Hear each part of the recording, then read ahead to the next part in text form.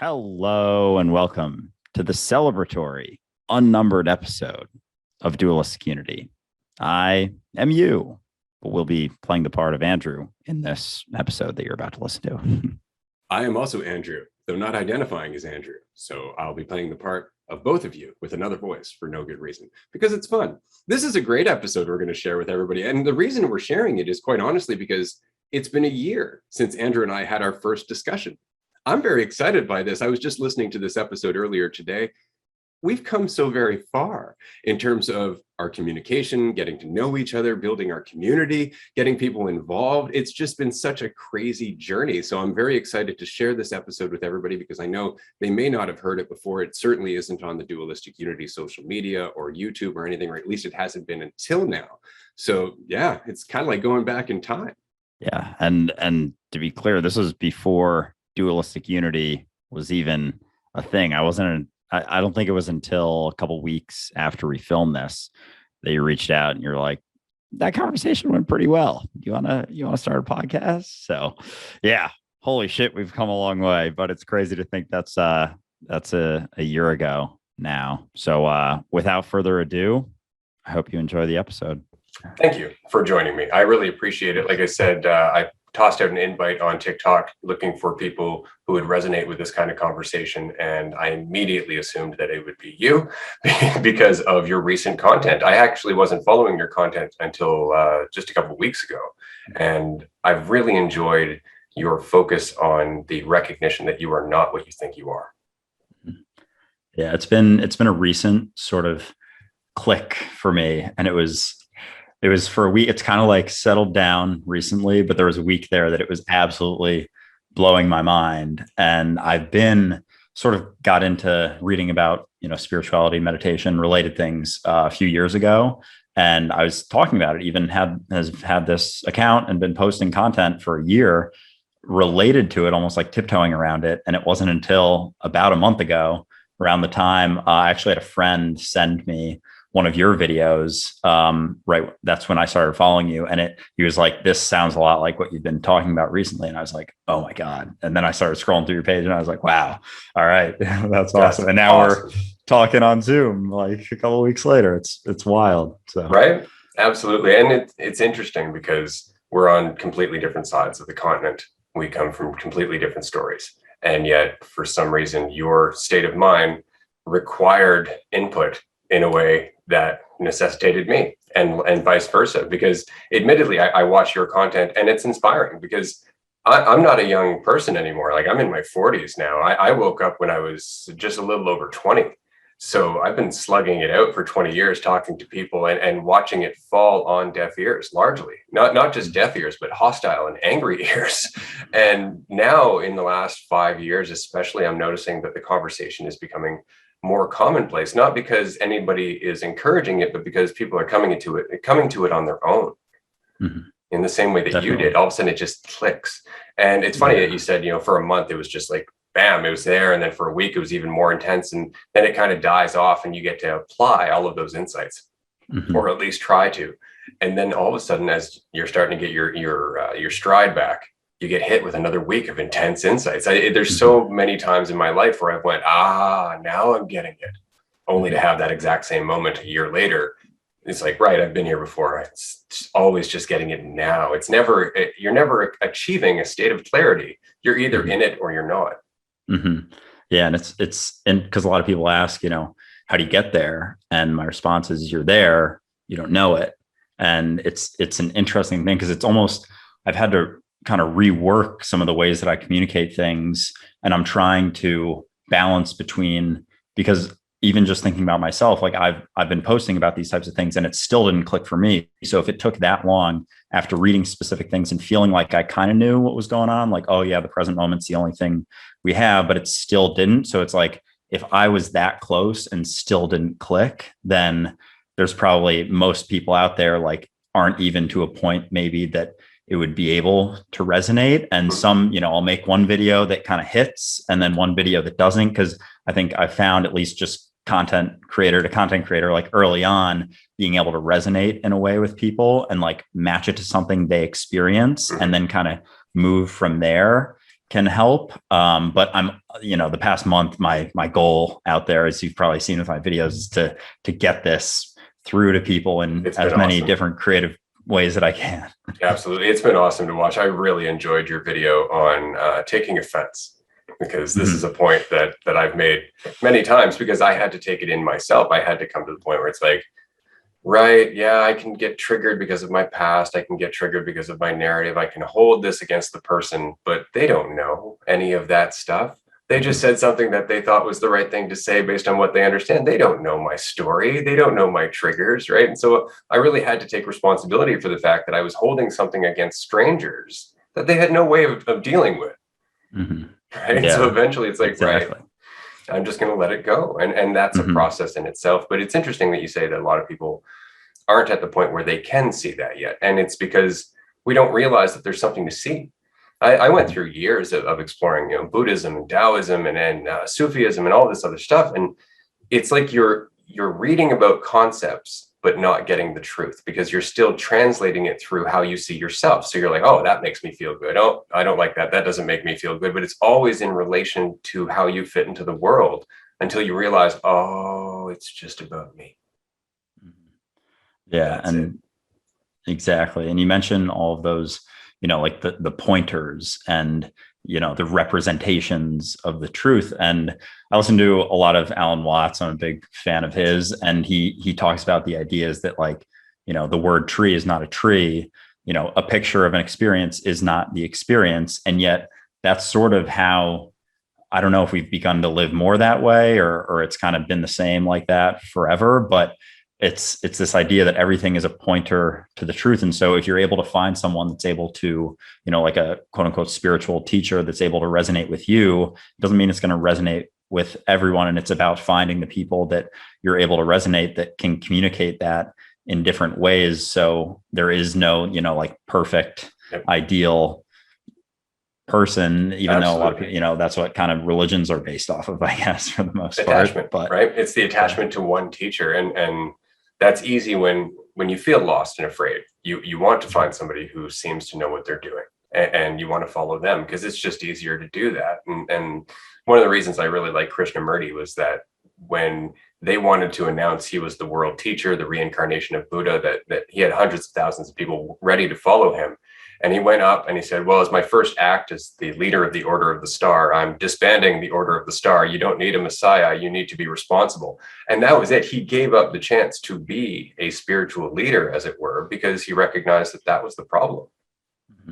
Right? It's like, you're not going to get it until you take responsibility. You're not going to get it until you're willing to fall on your own and pick yourself up. And our culture is all about the avoidance of that. It's about, no, we got this. Don't worry. We'll protect you from that. We'll protect you from this. Don't worry. You're insured against that. The road signs are obviously in your favor, and so on and so forth. And so you get this sense of control that never brings you back to that state of humility, where you recognize, oh, all I've got is here. All I've got is influence. And if I'm carrying an illusion, I don't even have that.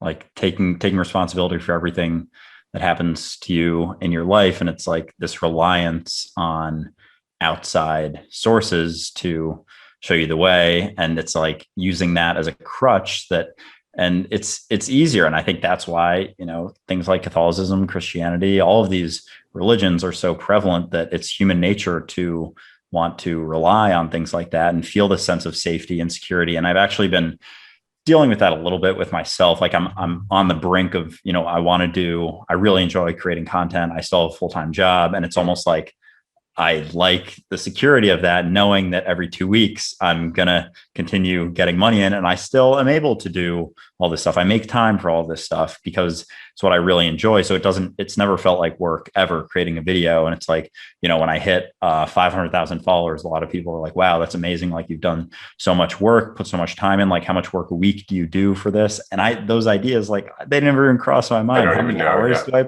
put into this? Like, I don't know. I film a video here, film a video there. Like, it's never, ever felt difficult. And even, creating a podcast, whatever, all of those things, like, it's been very easy. So going back, like, I feel like I'm sort of at a point, I'm close to just shifting and, but part of me is like, I want to know that I can start making enough money that I feel safe. And then instead of just making the jump.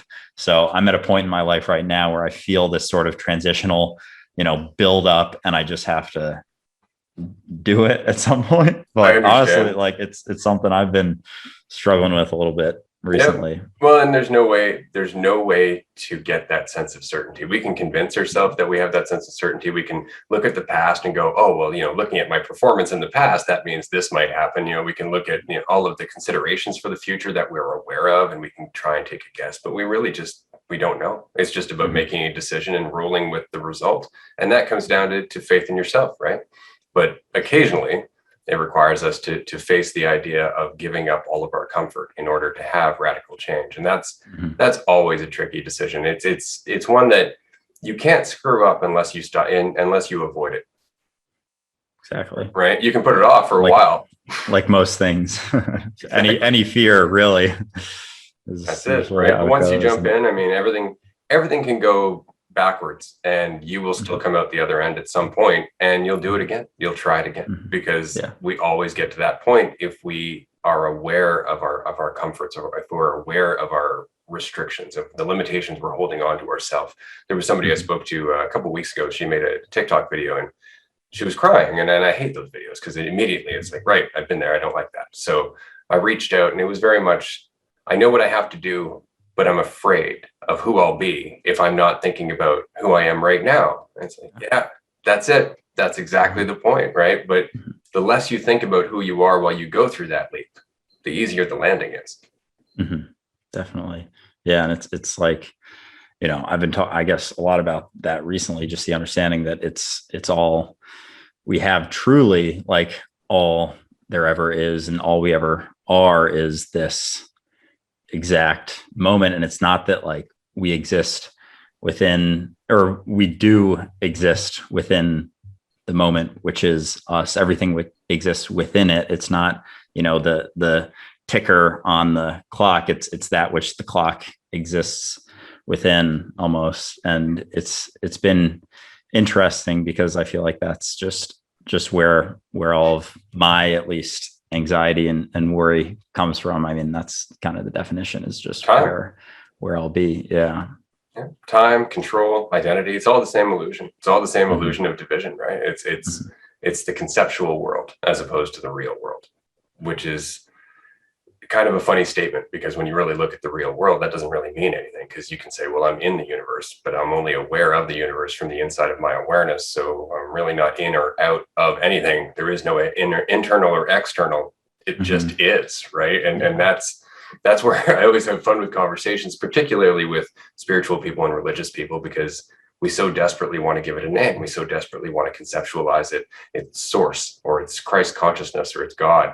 And it's like, well, those are all wonderful words that really don't mean anything unless you've had the recognition that drove the creation of those words to begin with, right? Like in Catholicism, it's Yahweh. The name of God is Yahweh. Well, it took me years to realize that means ineffable. Literally, it means you can't say what the name is. It's like, well, you Mm-hmm. could have just said that to begin with. That we can't actually give it a name. Why am I calling it God, right? It's the Tao Mm-hmm. that can't be told. It's like, we could have these conversations earlier than university. We could start talking with kids about this in Mm-hmm. like high school, where it's Yeah. important. Yeah. Do you think with the ineffable, do you think it's something like, and I was actually talking to one of my friends about this, because I was looking for apartments last week in New York, and I was staying on his couch, and he had a bunch of questions, but he was my old roommate. And he had a bunch of questions just about what I had been posting about recently. And we went back and forth a lot. And I love when people ask me questions about this stuff, because I don't have all the answers to every question. I was like, honestly, great question. I don't know. And he's very, very cerebral. And we got to a point that, like, why is everything, like, why is the universe happening, why are we here, etc. And like my response was, I don't know, but it seems like just to experience form, but I don't know. And I think it may be that we are, existing in like three-dimensional forms, existing in a four-dimensional universe. And in order to understand what's, beyond that, it's like we're almost not in a dimension where we can even comprehend why. and there's nothing, there's no amount of words or ideas that we can express. There's no way to express it and like the essence of it and why. And that's kind of how the conversation ended. And it was like 1 a.m. by that point. So we were like both real tired. But yeah, it's very interesting. And I don't get in too deep into that too often because it's kind of like where do you even go? Like, well, that's it. It doesn't go anywhere. And some people will avoid the conversation for that point. But I always say that recognition is its own point.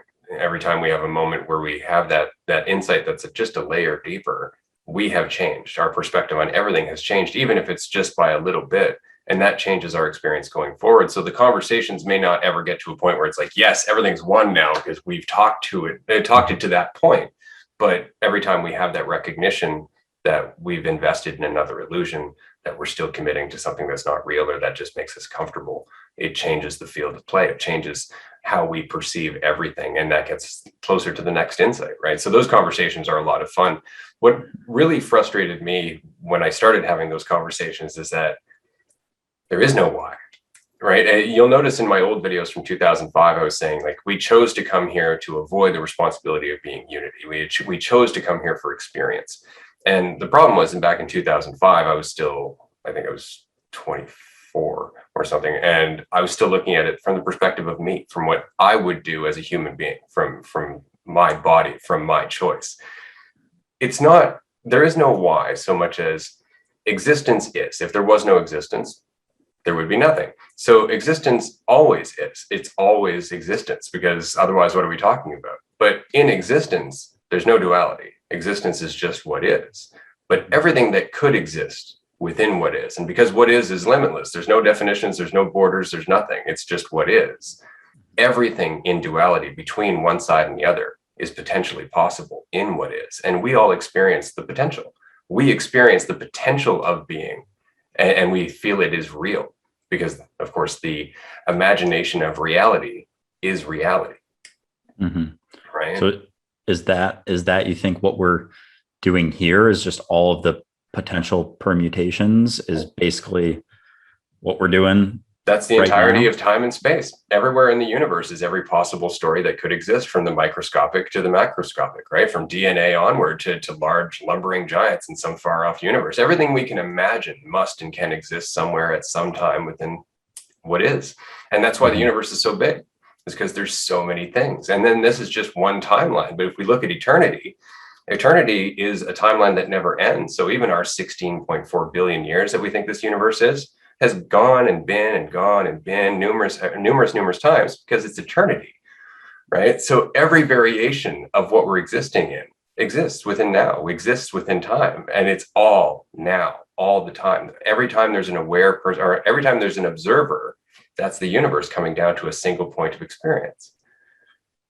And that's what we are. It's crazy, right? And that's where if somebody says, well, do we have free will? It's like, you absolutely have free will. That's the point.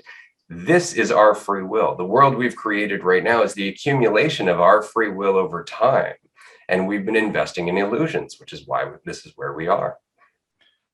So it's almost like with the illusion aspect of it, like we sort of created the illusion to experience it. Yep, absolutely. In order to find our way past it. And it's the same with, so Jane Lovinger in the 50s, she was a developmental psychologist. She came up with the stages of ego development. And I didn't know this when I made those videos back in 2005, because I wasn't a parent at that point. But it's true. We go through the phase of being unity. We come into the world, we still think we're one, which is why when our parents leave the room, we assume they stop existing. We don't see a separation between us and reality, right? We don't understand, there's the perception of division here. And so we start to learn that. And then as we start to learn that, we start to learn concepts to describe the division. And we get so lost in that by the time we're 10 years old that we forget we used to see everything as one. And so then we have to go through all of that feeling of being lost and confused and gain some context, some understanding of the environment we're in. And if we do it and we pay close enough attention, we can come back to the recognition that we're one before we die, because there's no choice. We're eventually going back to the recognition that we're one way or another, whether it's alive or dead. But we can do it here. Absolutely. And that's what every spiritual teacher throughout our history that we hold up in esteem has ever been saying, is that you can do it too. So with this return, so up until 10, I've dabbled a little bit in, subconscious understanding and brainwave states and theta and whatnot. And it seems like going through up until around 10, we're mostly in theta. Is that sort of the transitional process from believing we're one to believing we're separate almost? And then by the time we hit that age, it's kind of solidified in there. And then we have the subconscious, we have the internal dialogue, we have the concept of division. Right. And so now we're experiencing our projection of that division. We're experiencing all of our ideas of that division, which is why our brain slows down. Concepts are like the weirdest and slowest way to think. When we're really processing, we're not talking to ourselves at all. Right? You can feel your brain just kicking, and it's not about you going, oh, maybe this, and oh, maybe this. It's just feeding through the information. We're not in the way whatsoever. And that's what we have to work through. My daughter's 14 right now. And so in the last year, I have definitely seen her suddenly becoming more aware of her internal dialogue, of the dialogue that has accumulated over time without her even noticing it, because she got familiar with concepts, because she started living in this world of ideas and labels and language. Eventually, we forget that that was something we learned. We actually think we were born with concepts. This is why it always bothers me when people say, oh, well, greed is human nature. It's like, no. That's something we learned as a result of the illusion that we invested in. Greed is a result of division. It's not human nature. We just say that so we can keep doing it. Like, yeah, more for me and whatnot. And so, because I have been talking to some of my friends, they've been curious about these types of things. And when I was out with some last weekend, we got into an expressive conversation about this idea that I was basically telling my friend Daniel that he's not actually Daniel. And he was like, what are you talking about? Yes, I am. I'm Daniel right here. Like, this is it. I can't become you. And this idea that like, I'm not the human I've been conditioned to believe that I am, but yet people say like, I'm stuck in this body, or I'm confined to this body, or I can't just become something else magically.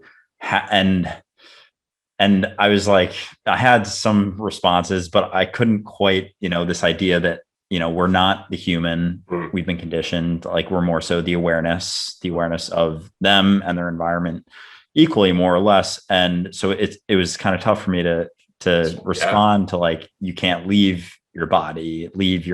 And it's not that I understand that like the awareness doesn't exist within the body more so exists within the awareness, but it's still like, how do you get that across? Yeah, no, I understand for sure. And it's tricky because somebody's ability to recognize what you're saying is always going to be limited by who they think they are. So as soon as they're invested in the idea that what I think I am is the truth, they can't see what you're saying, because you're talking about awareness without self-definition.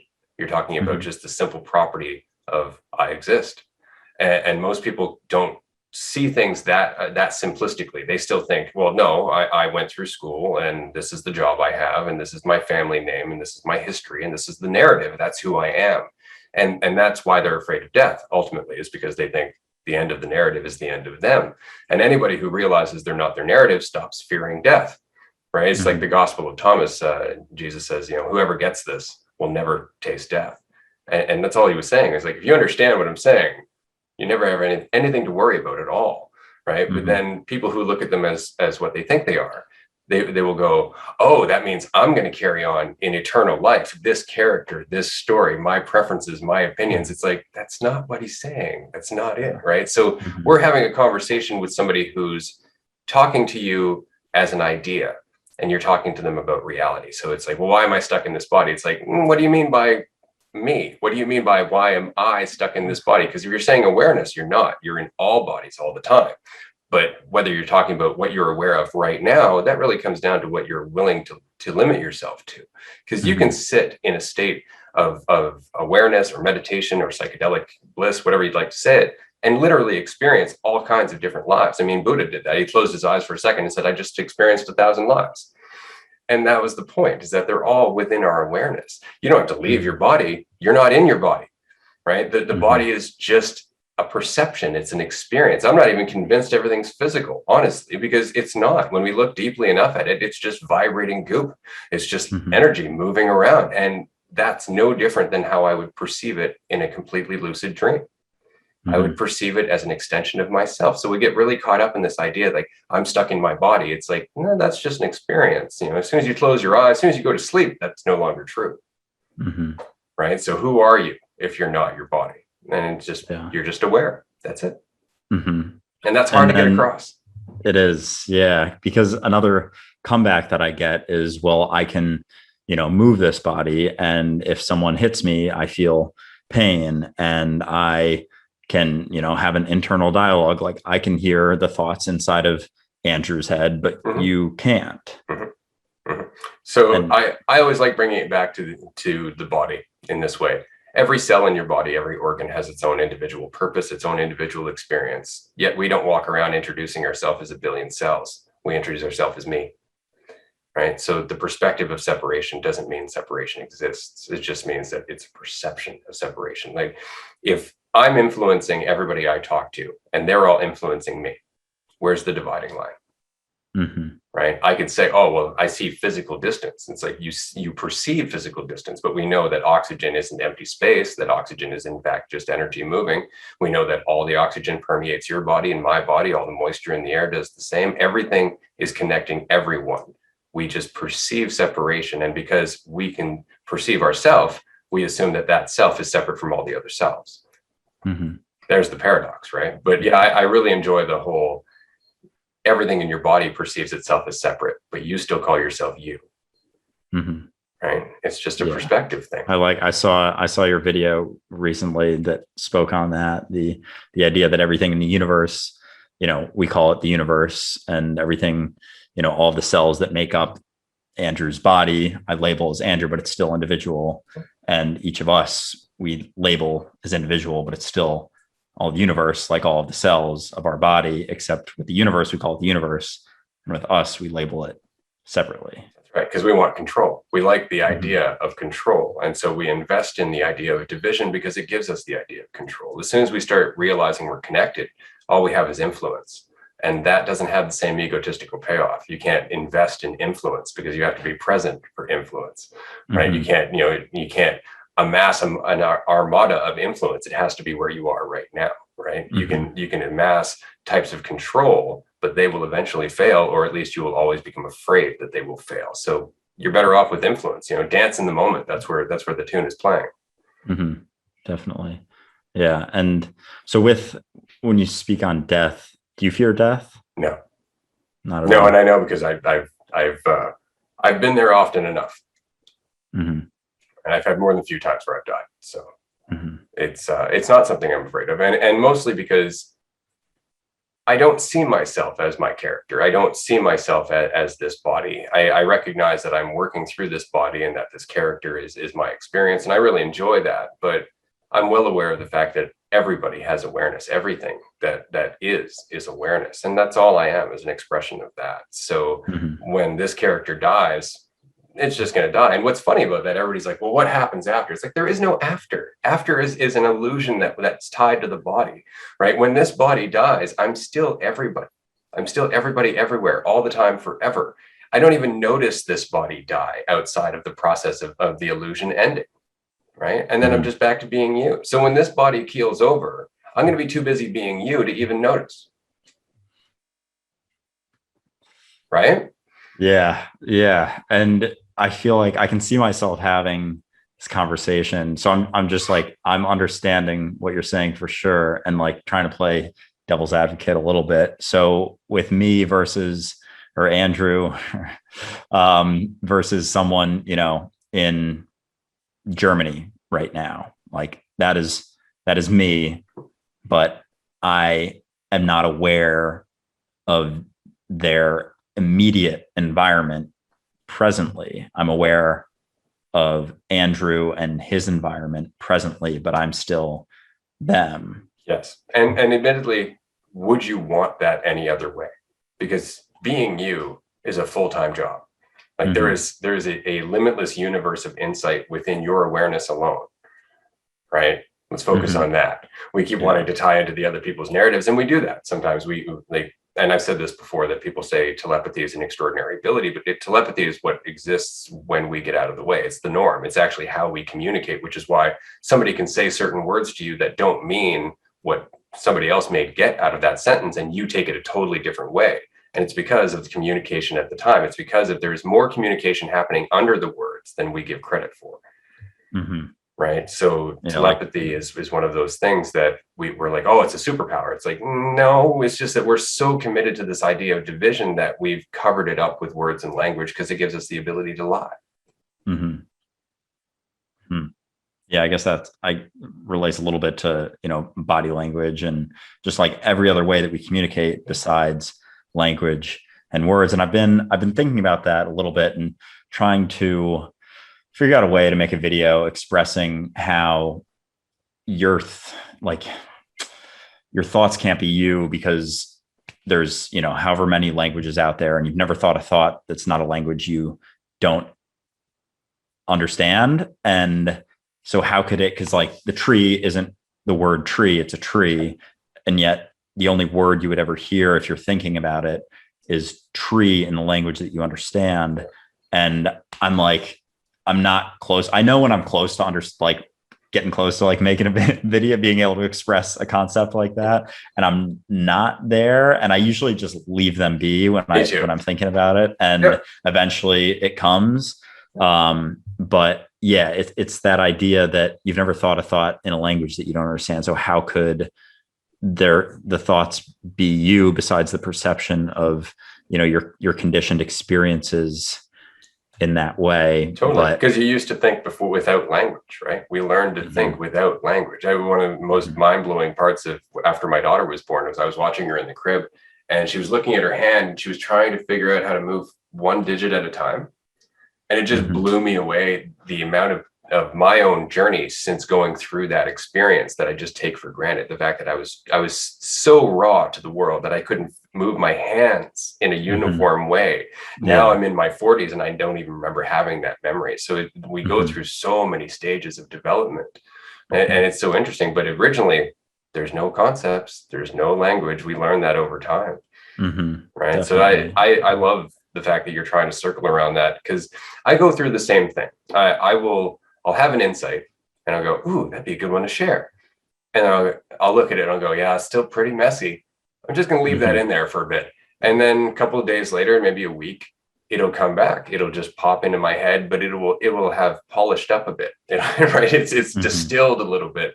And then even then, sometimes it doesn't feel right. And so when it's meant to happen, it will. And that's more or less the way I think about it now. Because so when I had my YouTube channel back in 2005, I used to really beat myself up about not being able to deliver a clearer message. And then as I got better at delivering my message, I started getting people who were like, oh God, what is he going to say next? I got to follow him. And it made me super uncomfortable because it was still about me. And so I left social media videos as a whole for like 10 years. I just needed to get away and understand why I was doing what I was doing, and that I wasn't trying to get anywhere as a result. And that's what I enjoy about the TikToks I make now.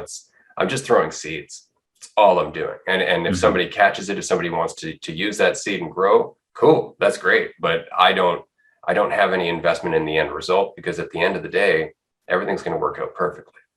Definitely. Yeah, that's something I've been through countless number of ups and downs since I really just started posting content really at all, besides having my own personal Instagram where I, post random pictures every couple months.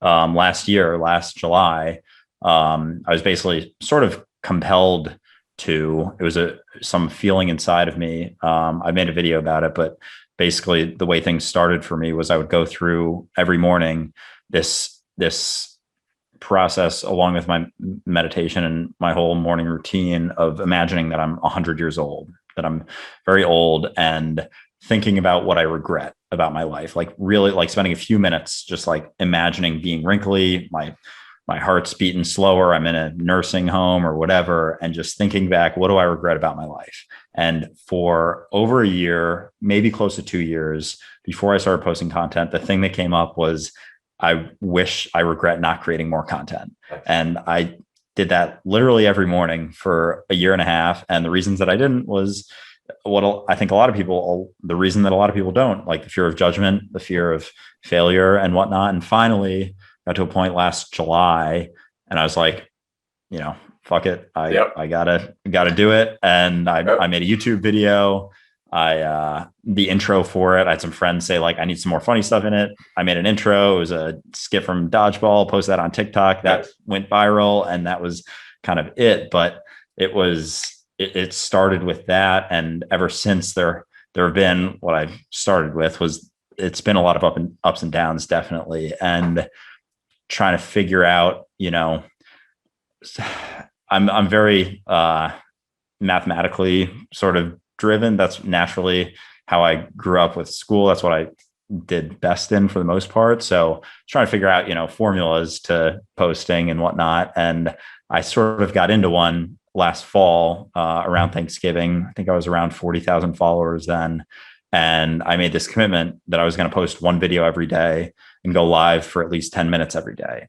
And it worked great. I built up, I posted one every day, basically from then until maybe the end of March. So a good amount of months. And I found that I got to a point that it was just a little bit too much. And I found that I wasn't doing it freely and enjoyably. It was more so a chore. And because I can be fairly disciplined, it was almost like I was letting myself down if I didn't post one, and I felt bad. As much as it helped, I think I grew to maybe 170,000 followers at that point. And I wasn't thinking about, how many likes or views or whatever. So I sort of crossed that bridge because that's what I was focused on before. And then I crossed over on that. And it's like, I had goals that weren't within my control. And then I shifted to goals within my control, posting consistently, going live. And then it got to a point that it was too much. I felt like I wasn't, I was talking about being present, and I wasn't being present in my own life. I was focused on that. And so I took some time off. And when I came back, I just posted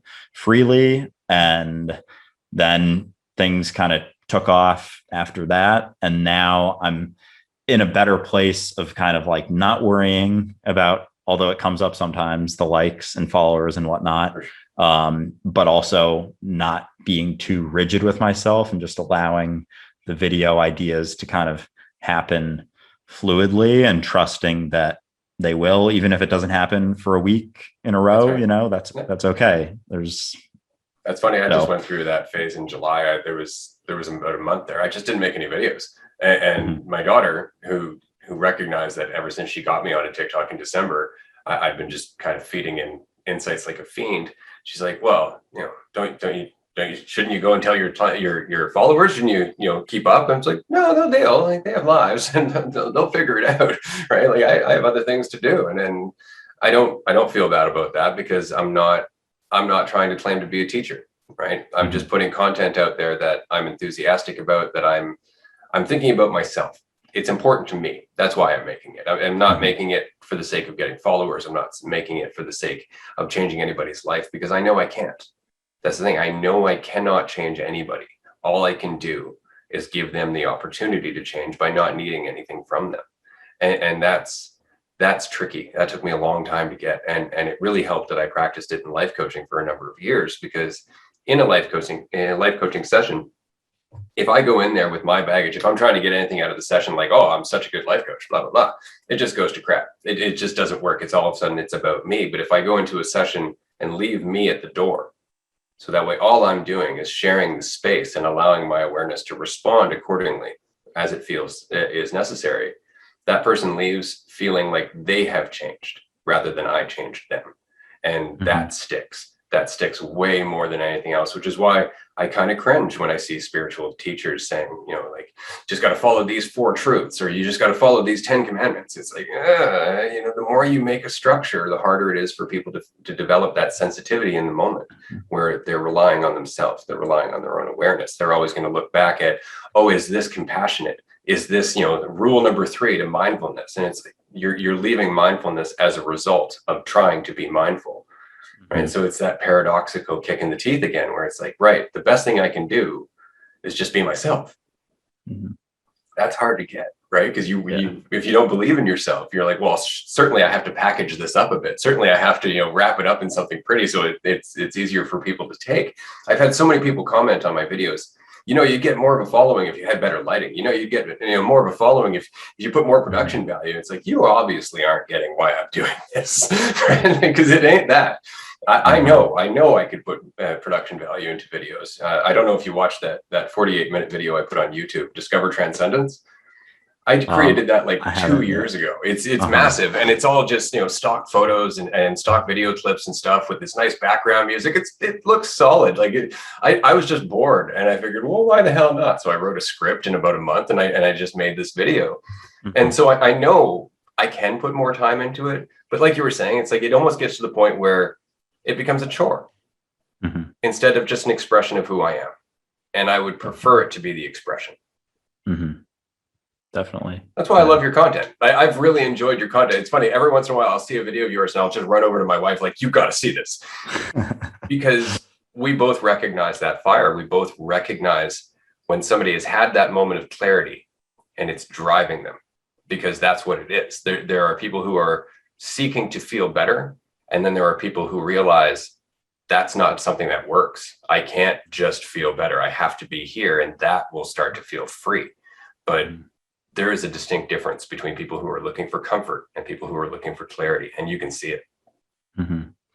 Yeah, and it's definitely something I go back and forth with for sure. Like even getting to this point now, like, about a month ago when this clicked, despite, and it's funny, like that I've had an account that's, at first my account was not, niche by any means. I was all over the place. And even now my YouTube account, like I'll post recipe videos, I'll post, fitness videos, I'll post vlogs, whatever. And I have some friends, giving me their insight, and they don't post content. So I'm like, I'll take it with a grain of salt. I'll listen to them for sure. I won't like be an asshole or anything, but I'll say, like, and they'll be like, well, who are you trying to be? Are you trying to be, Greg Doucette, who's a YouTube fitness guy, or are you trying to be Eckhart Tolle?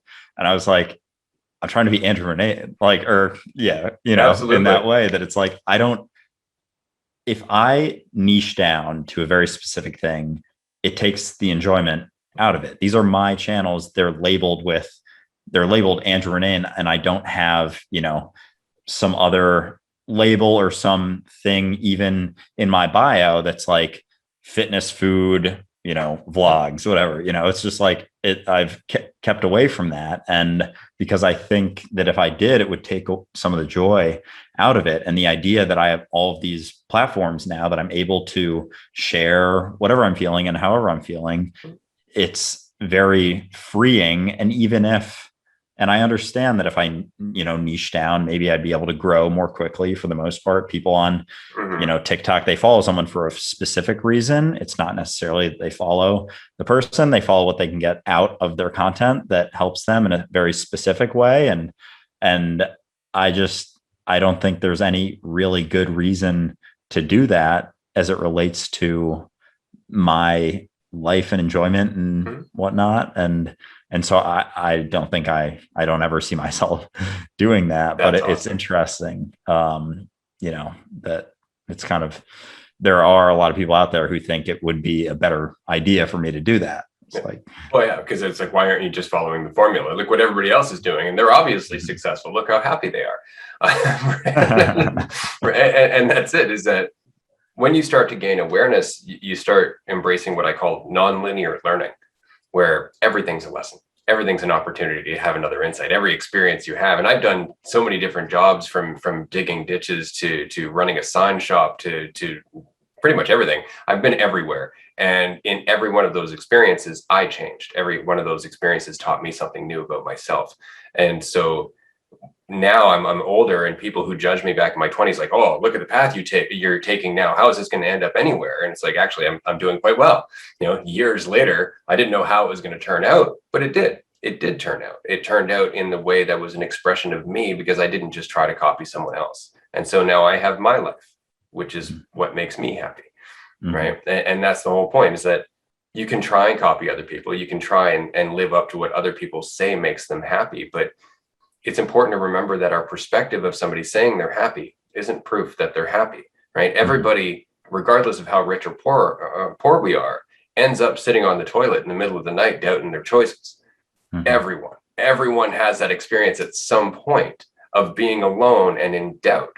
So there is no difference in our potential according to how much money we have or what we do. It's really about what we do with our moments. You know, and that's why I love your content, is because you are all over the place, but it's all an expression of you. And yeah, that was one of the things that I decided early on. And there's been some people that I followed for years that have kind of talked about this idea of, you know, staying true to yourself and being true to yourself. And I've talked about it. And it was something early on that I committed to fully, because it doesn't make any sense. And I've talked to some friends who post content too, and they're like, oh, you know, I want to get into YouTube, but I don't know if people are going to resonate. Like, I feel like I have to be more expressive and whatnot. And I'm like, so let's go through that scenario. You start by being more expressive. You build a couple thousand subscribers, and then you continue being expressive, and things are going pretty well. They're really enjoying how expressive you are all the time. They love that you're expressive in all of your videos. And then it gets to a point, you know, maybe you get 10,000, maybe you get up to 100,000 followers, and you grow this crazy page. And all of a sudden, all of these people are following this idea of you that you're not, and eventually you break. And I think that's what so many people dealing with things like depression and anxiety deal with, is that they have been wearing this mask their entire lives, trying to be something for the world and for others. And truly the best way to, you know, avoid that and be able to exist in this world without as many of those feelings, is to be yourself fully, truly, all the time and everywhere, because you can do no wrong. You know, you're worried about your performance on whatever, in sports, on, you know, a podcast, on Zoom call like this. And it's like, you're worried about, you know, messing up or whatever. And it's like, if you're truly yourself, even if you know, stumble on your words or forget what you're saying, it's like, if you're truly being yourself, like, there is no messing up. You can do no wrong. So, you know, someone saying like, oh, I should, you know, be more expressive because I'm making a YouTube page. It's like, I don't think that's what you want to do. That's right. That's exactly it. Absolutely. Well, people tend to comment like, oh, you're so eloquent. It's like, no, I've just screwed up what I'm saying so many times that I'm well versed with how I do that. Like, I'm an expert in screwing up, which is how I can avoid screwing up. But I had to accept, yeah, occasionally I'm wearing the smart ass hat and occasionally I'm wearing the dumbass hat. And that's okay. Like, there is nothing wrong with making a mistake. There's nothing wrong with stumbling if it teaches you how to walk better. Right. Exactly. And I think becoming something that, because I still, even, you know, less so now through just experiencing more, you know, situations like this, speaking with you, but even like, I'll be the guest on a podcast and I'll get like a little bit nervous before. And it's this idea of becoming comfortable with not knowing, and just becoming comfortable with not having the answer, and being okay with not doing great. And people will say that to me too, like, you're so well spoken. And it's like, I spent years being afraid of public speaking and speaking in situations like this. And I just got to a point that I became okay with being scared of it, and choosing to do it, and not letting my feelings and emotions dictate my actions, and doing it anyway, and doing it anyway, and doing it anyway, and doing it anyway, to the point that now it's like, it's become this background sort of hum. And now I have the experiences of doing it, you know, going live on TikTok probably thousands of times, being the guest on, you know, 10, 12 podcasts now, having my own podcast. And it's like, it's just through the experience, but it's not that I don't feel those things ever anymore. I still do, for sure, but I don't let them dictate. And I know that it's okay. It's part of, you know, the human experience, part of the, you know, illusion of separateness that we decided to do is these feelings. Absolutely. And it comes back down to just responsibility for that, right? Clarity. It's just, okay, this is where I am. This is what I'm doing right now. And this is what I'm going to be in. But when we try to dodge that, when we try to get an idea of what's happening, we immediately falter. But what's interesting is that you were saying that the more we do it, the easier it gets. And that's true, because every time we make a leap of faith and we roll with it, no matter how badly we might roll with it, it reinforces the idea, oh, I can do that. That's something I can do. Whether I did it well or not, I'm still here. And to me, that's the bar. I'm still here. I'm a success. That's as far as it goes with me, Definitely. right? Like, Yeah. I'm still here, which means anything's possible from here on. But it's true. Often we'll look at people who do have this skill down, the skill of insight, or the skill to just swallow their fear and continue on despite. It's like that expression that courage is not the absence of fear, it's continuing on despite it, right? But we'll see that and then we'll go, oh well, that must be easy for them. It's like, no, it's not. They've just had more practice. You know, my wife will say that to me every once in a while. It's like, well, it must be easy for you to ignore people's judgment. It's like, no, it's just I've done it so many times that it's almost reflexive, Mm-hmm. right? It's just like that now, where Mm-hmm. for years it was reminding myself they don't see me, or reminding myself they don't know me, or reminding myself, oh, I actually don't know what they're thinking either. And it's always just deprogramming this sense of certainty. Mm-hmm. Right, but it's over years and years and years. It's Definitely. it's like every insight is a skill. I always say this, but insight is like an infinite onion. Every time you have an insight, there's another layer that's right after it, and you'll be back to it soon. So just wait. Yeah, definitely. Yeah. There's been times when you said just like doing it over and over with, dealing with judgment, and both of us being on social media, it's flooded with that. And I've had times even it's been kind of an interesting experience because like I'll respond to some comments. I've gotten much better about just leaving them and not giving them the energy, as difficult as that can be sometimes. And I'll have someone who it's seemingly a sarcastic or negative comment, and I'll respond, not in a hateful way, just respond. And they'll say something. Sometimes it'll be like, oh my gosh, I didn't think you would respond. I love your content, blah, blah, blah. And I'm like, why are you posting this? Or they'll say, I didn't actually mean any hate by that. Like, I meant this, blah, blah, blah. Like, I think it came off the wrong way. And it's interesting how many times that's happened. And it's just been kind of funny Oh, yeah, realizing that and seeing that. for sure. Well, and especially, and that's the practice. That's one of the reasons that I do like TikTok, because I avoided TikTok forever. It was my daughter who Mhm. finally bugged me into joining, Yeah. and then I started getting conversations. And what I enjoy is when people leave a comment like, "Your host." Perfect example. So I used to run live seminars, and I would do seminars on life or death or spirituality, or dealing with anxiety, blah, blah, blah. And I did this one seminar on the afterlife, death, and that whole thing. And this guy Mhm. shows up, and about halfway through the seminar, after like, there's like, 12, 15 people sitting there. Halfway through, he raises his hand. And he's like, I just want to say, I think you're completely full of shit. Right in the middle of the room with everybody else sitting there, right? And what's interesting, I had a few clients that were there, and they just like lean forward to watch, like, oh, what's Ray going to do with this, Yeah. right? And I was just like, well, that's really interesting.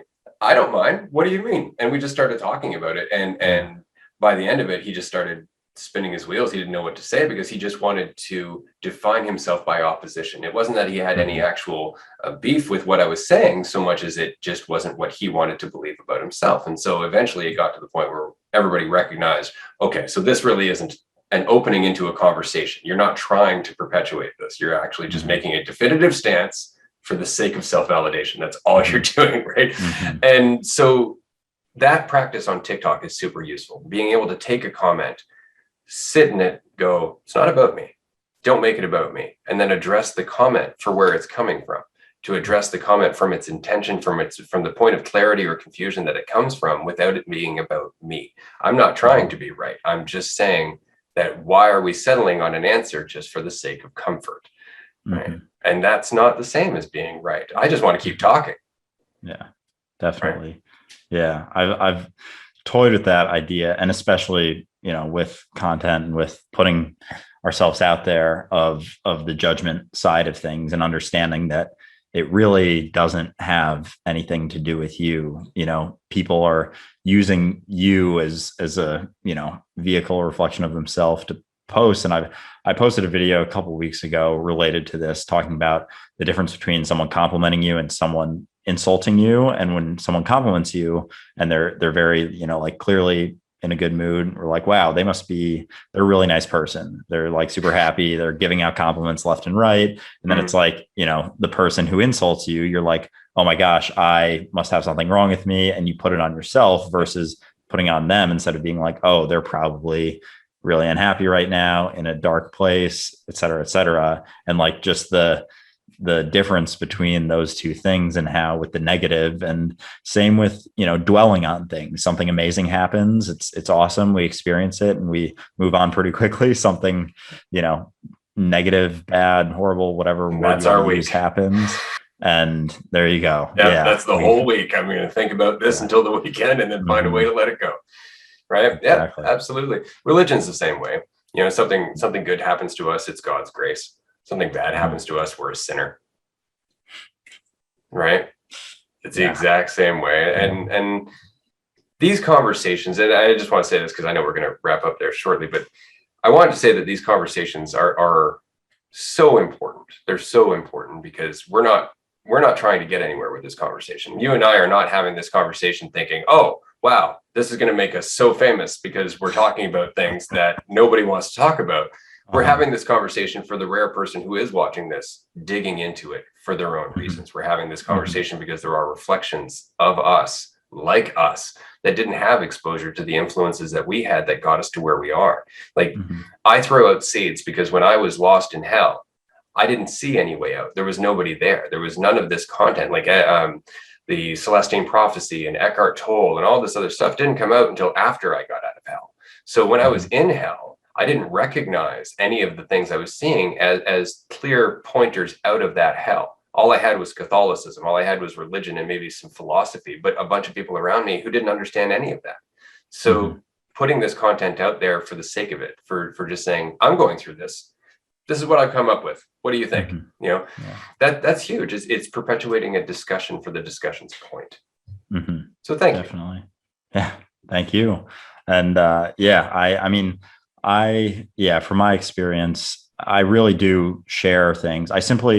My whole idea with all of my content has just been sharing things that have helped me and helped me deal with anxiety, fear, worry, all of the emotions. And that's it. I'm not doing it necessarily, although sometimes I'll say like, yeah, I just enjoy helping people. Like, I'm not really doing it to help people. I'm simply sharing things that have helped me, that currently help me. And part of the reason, like, as much as I would love to, be fully enlightened and whatnot, I do actually, a side of me is grateful that I still, get nervous and worry about things and, have a degree of fear of death, though it's probably gotten a lot better because I'm able to use those experiences, figure out things to help. Because whenever I've gone through something difficult, like, I'm always like, on YouTube, reading books, like how to work through it and trying to figure it out basically as quickly as soon as I can. And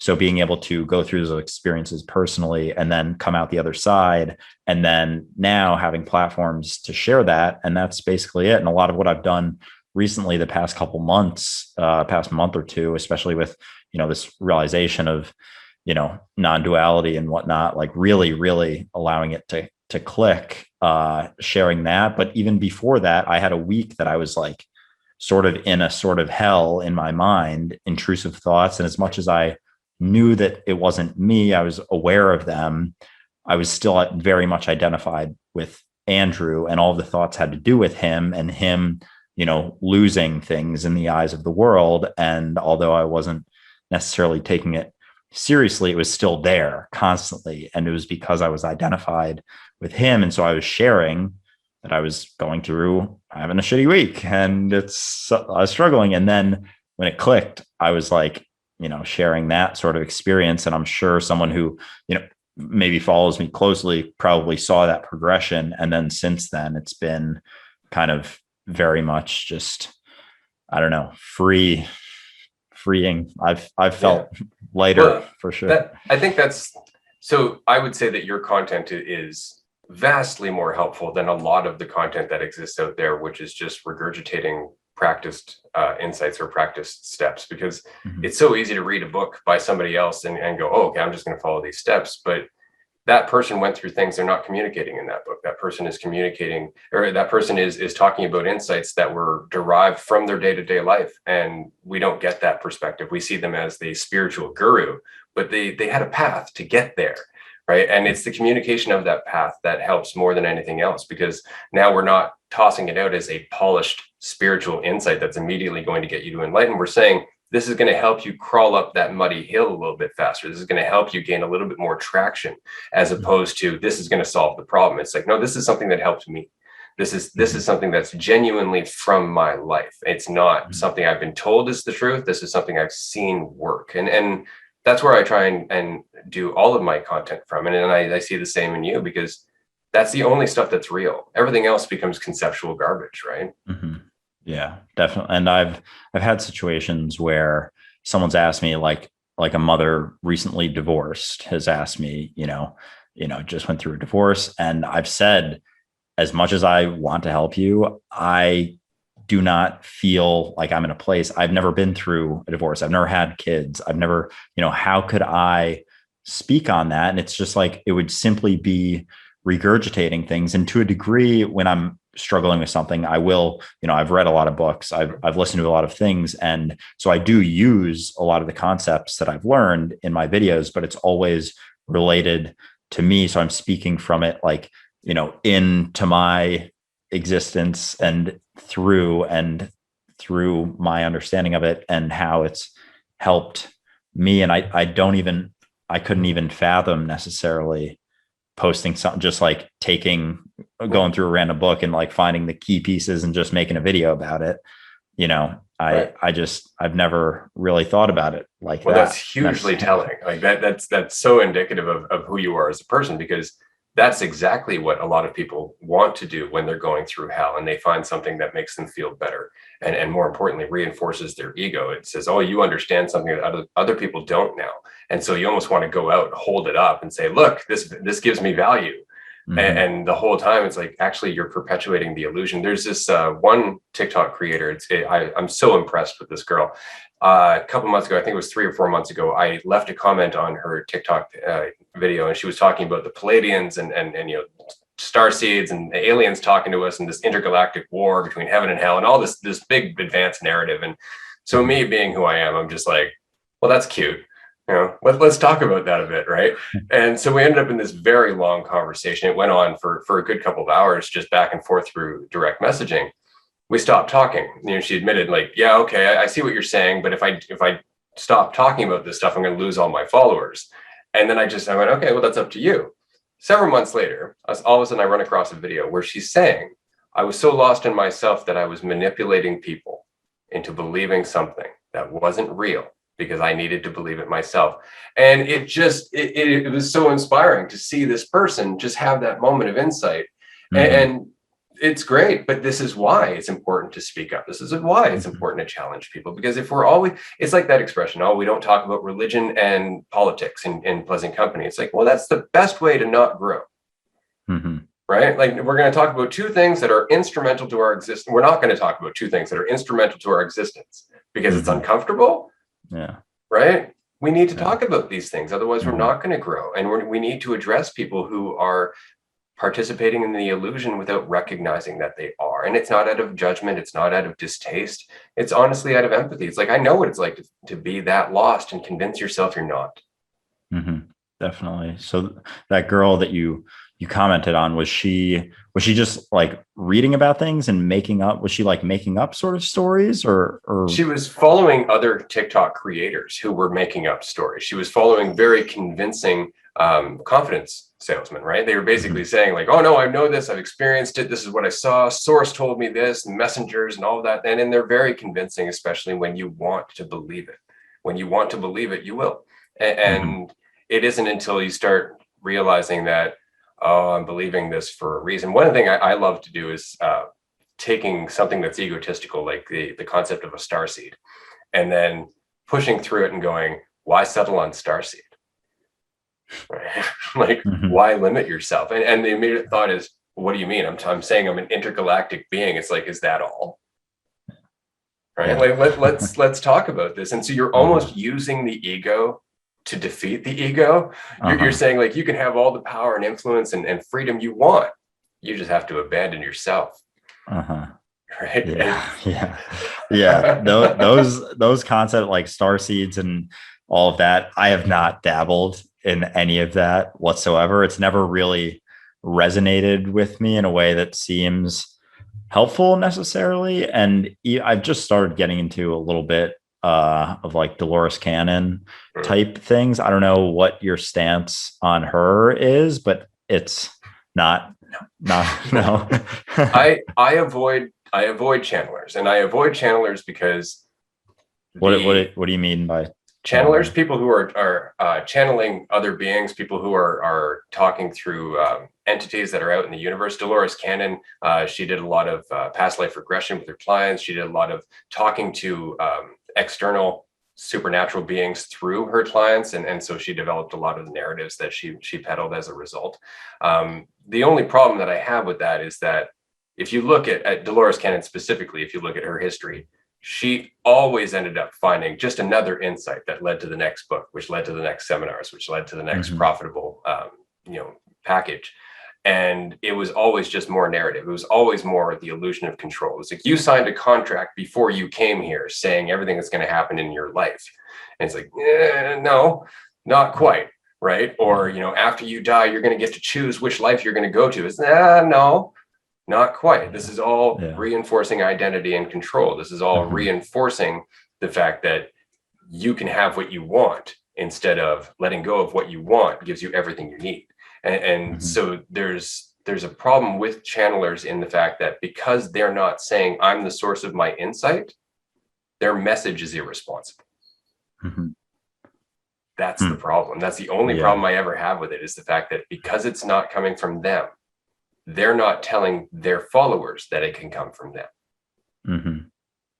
Interesting. So they're almost like withholding the power to a degree. And it seems like with her, because my thing is like, I'll get very passionate about things very quickly and easily, and sort of like assume like, oh, that sort of makes sense. Oh, that sort of makes sense. And I kind of like, I find myself bouncing around, and like sort of changing my viewpoint on things, not like every day necessarily, but just for an example, like I was super into like intermittent fasting way of eating, and like one meal a day, and thinking like that's the way, because there were a lot of, doctors, not quote unquote doctors, like legitimate doctors, who pushed that. And then I realized like, they were kind of pushing an idea that isn't necessarily the truth, the full truth. And it's like, they were sort of making money off that, but because they were doctors, like it's hard to sift through everything. And so for me, like, with Dolores Cannon, her idea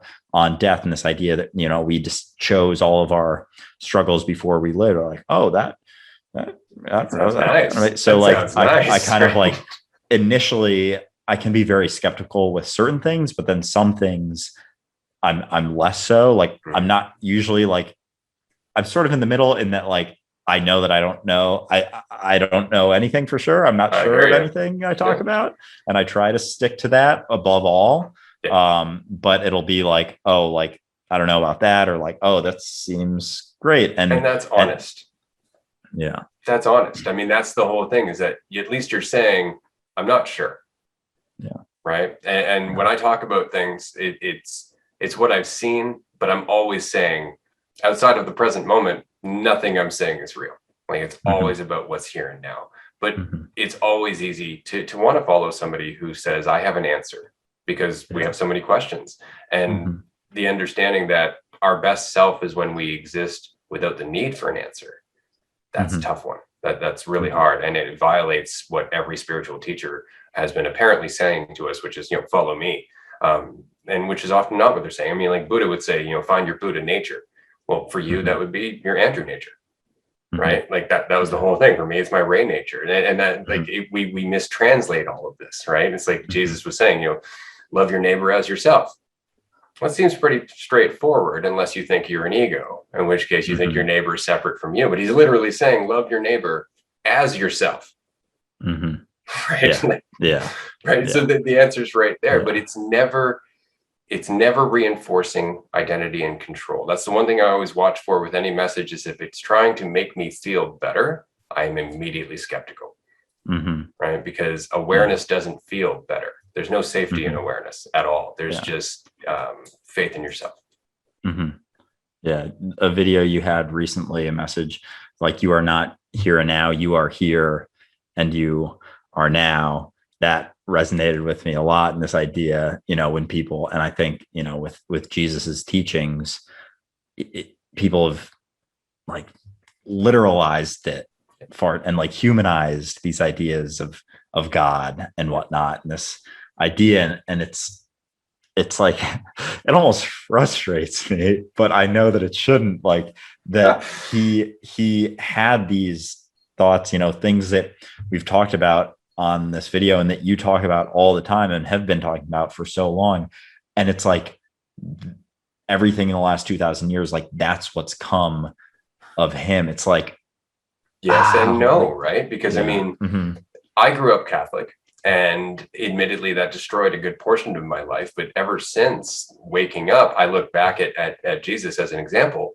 And there are some serious lessons there. There are things that I can learn from the insights that he shared. So it wasn't all negativity. What I always get a kick out of is the fact that he knew people were going to run with this in the wrong direction. That's why whenever he gave a parable, he would always say, let he who has ears to hear, hear. It's like, I know some of you aren't getting this. I know some of you are taking this the exact wrong way, but some of you have ears to hear. And I'm talking for you. I love that part of the story. The fact that he knew not everybody was going to get this. Like even Krishnamurti, by the time Krishnamurti died, somebody asked him, like, how many people do you think you've affected truthfully? And he's like, I don't know, maybe 5 or 10. And he died in his 90s. Yeah.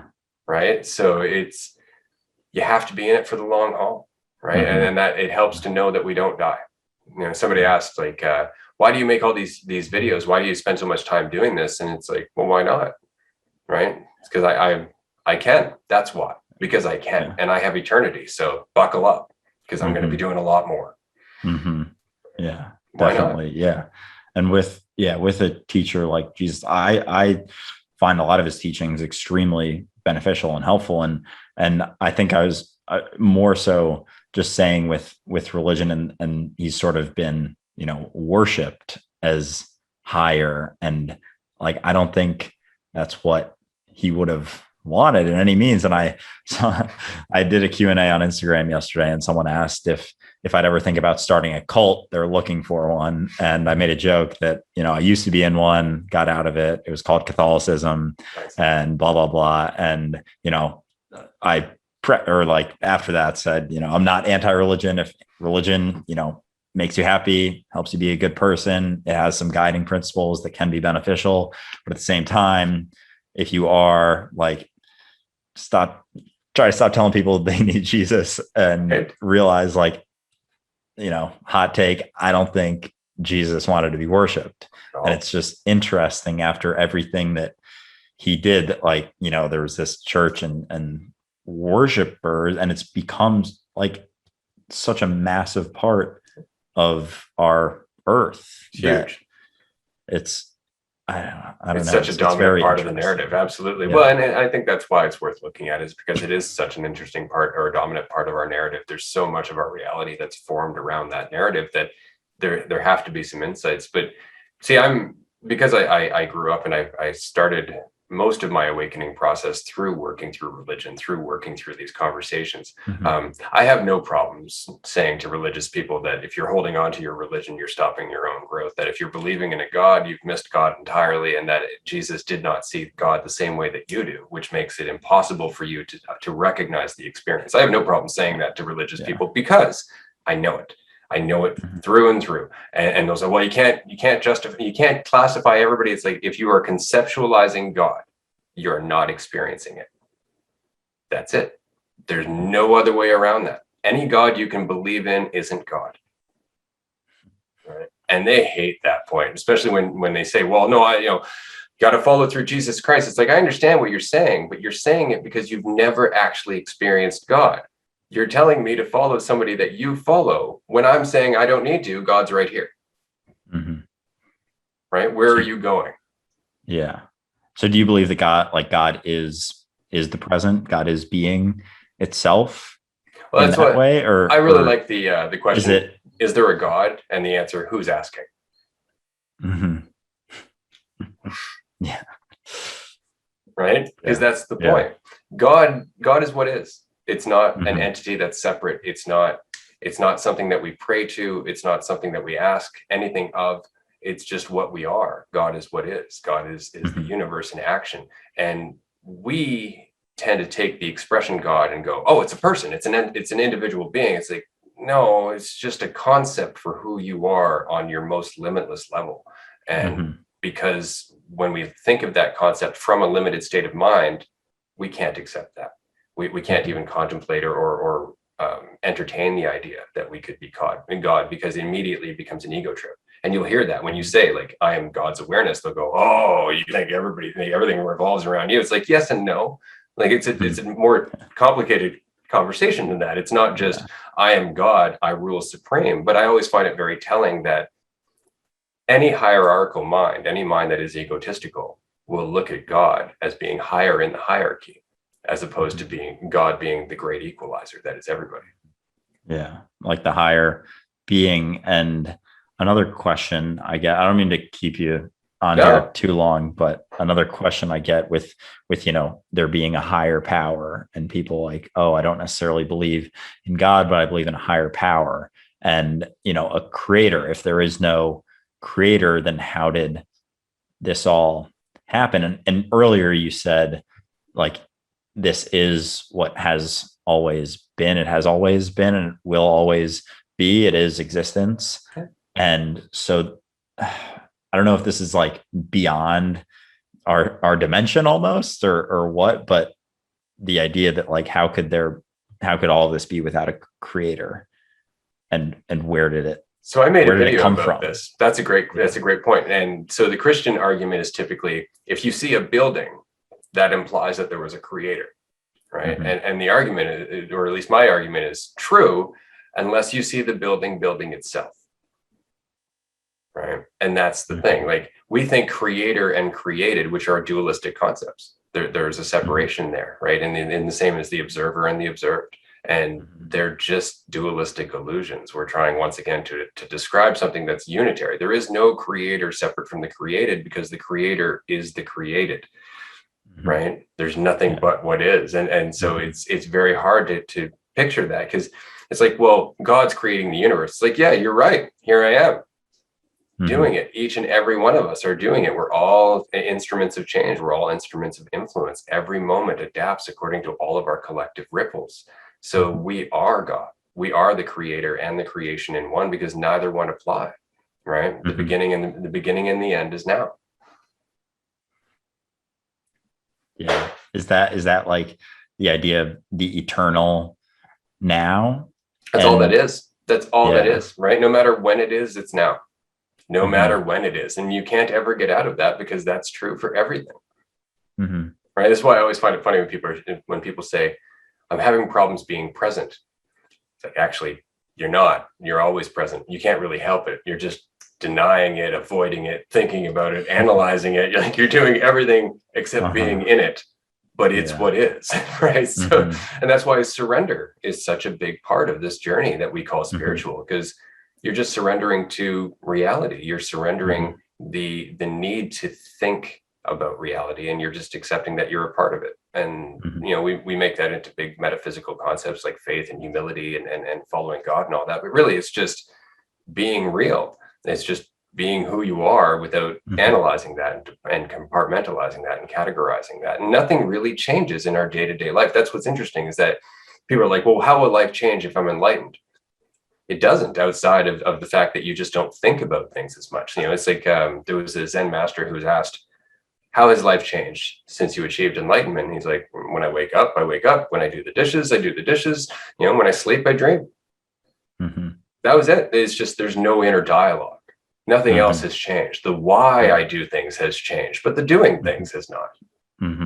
Yeah. I've toyed with ideas, and recently, especially, I've been sort of in and out of that experience of, being aware, just like aware of if I get an internal dialogue, just very much being aware of it and disidentified from it and my emotions as well. And I've toyed with, videos talking about, like, what would be the difference if this was a video game and everything was the same, but this was a video game, or, a simulation or whatever. And I feel like the difference would be the internal dialogue. Yep. Like you wouldn't have that. It would just be everything was exactly the same. Like, what else is there? Like, oh, why don't I just, kill someone? And it's like, well, if you want to spend the video game in jail, like, Or you can dealing do with that guilt. but Yeah. you're gonna still deal with that. Or like, why don't I just kill myself? It's like, if you want to stop playing, like, it doesn't really change no matter which way you put it. And it's like, why can't I fly? And it's like, well, maybe this video game, you can't fly, like, why does it, all of these questions are like, I think really the only difference is that you have less of a association and identification with your body and mind and ego. And I've tried to express that in different ways through that sort of like, what if this is just a video game? Like, what would really change? And I think that's the main thing. And it helps me. That's the reason I post, is because I think like that sometimes. And I'm like, what if what is the difference really? And I don't find many besides that. It's the overcommitment, right? It's how seriously we take it. And that's the only thing I always say about ego. It's like, you're not trying to kill your ego. You're trying to understand it. You're trying to stop taking it as truth. That's it. Once you see through it, you can use it, you can play with it, you can have fun with it, you can laugh at it, you can do whatever you want. But as soon as it's the truth, now you're in trouble. Right. And then that's the whole thing. And so if you've never seen it, watch, there was a stand-up comedy skit with Bill Hicks. I don't know if you've ever seen Bill Hicks, but just look up on YouTube, look up Bill Hicks. It's Just a Ride. It was the last bit of one of his stand-up comedy specials. And he talks very much about the fact it's just a ride. Right. And we take it very seriously.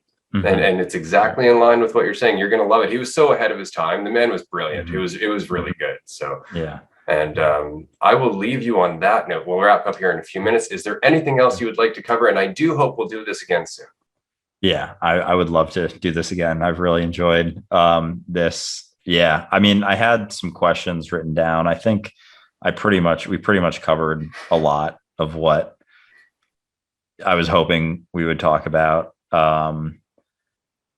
Yeah, I'm going through. I had like 7 questions written down. I guess one is the difference between, personal responsibility and societal or, planetary responsibility, like, and social responsibility of helping others versus helping yourself. And a lot of people I'll post a video, and I tend to lean towards personal responsibility. And I think a lot of times thinking that, you can impact the world is like, are you impacting it as, this ego wanting to build itself up as an impactful ego, or are you actually trying to help? And I, from my experience and what I try to do is impact those closer to me, like your circle, and then maybe expand from there, rather than trying to save the entire planet at once. It's like, try to save your community in that way and work from there. But people will get angry about things like that. Like, we need to save the planet is dying, and do all these things. And it's like, what is the true impact of that actually, if you're a celebrity flying a private jet to go speak about saving the planet, That's right. Or if you're judging everybody who doesn't agree with you and causing more division as a result, how does that change anything? Right. And that's the thing, is that we can try to force people to change, but that doesn't work. I mean, this is why eventually compassion will eventually become fascism long enough. Because, even Hitler was against animal cruelty, for example. Right. Like, so just because we want to create a positive change doesn't necessarily mean that we're coming from a positive place. And so your strategy of dealing with how you respond, because to me, responsibility is that it's how we respond to each and every moment. So if I'm responding out of a mentality that's divisive or lost in illusion, then I'm going to create distortion. I'm going to create more division in all of the ripples that I create. But if I can take responsibility for that response and find insights that bring me back to my authenticity, then I'm always perpetuating that authenticity, that unity, that compassion, that empathy that is a result of being in that state in every conversation I have. And it's not through deliberately trying to do so. It's just because that's who I am. And it has that impact as a result. But that is the only organic way that change really does happen, because you can, pick up a picket sign, go down to a riot and say, I'm against this, and not change yourself at all. So then you go back into the world and you continue to perpetuate the mentality that caused that problem to begin with, because we are the world, right? What we think individually is what is expressed collectively. We are the world. And as we change individually, we change each other individually, and the world changes accordingly. But we always want to take the Band-Aid approach. We always want to go, oh, that's a problem, let's just fix that. It's like, no, that problem manifested because of the toxicity at the root of this system. And that toxicity comes from our mentality. So to try and put a Band-Aid on it is more or less an avoidance of trying to change yourself. It's so easy to get into groups and say, oh, you've all got to change the world, but I'm going to continue doing what I'm doing. And I'm going to continue thinking what I'm thinking. It's like, that's not how this works. It's comfortable. It's a good way of pointing the finger, but it's not going to change a thing. Distraction from, definitely. Right. And that's a tough one for people to take. And Krishnamurti was really good for that. I don't know if you've read any Krishnamurti, but if you get a chance, do. I will. Yeah, he's pretty intense. It's a tough read though. It's he's pretty razor's edge. He was hard to take towards the end of his life. A lot of people just avoided it because he doesn't give you anything to settle on. He doesn't give you any certainty. He's like, why do you need it? Let's talk about that.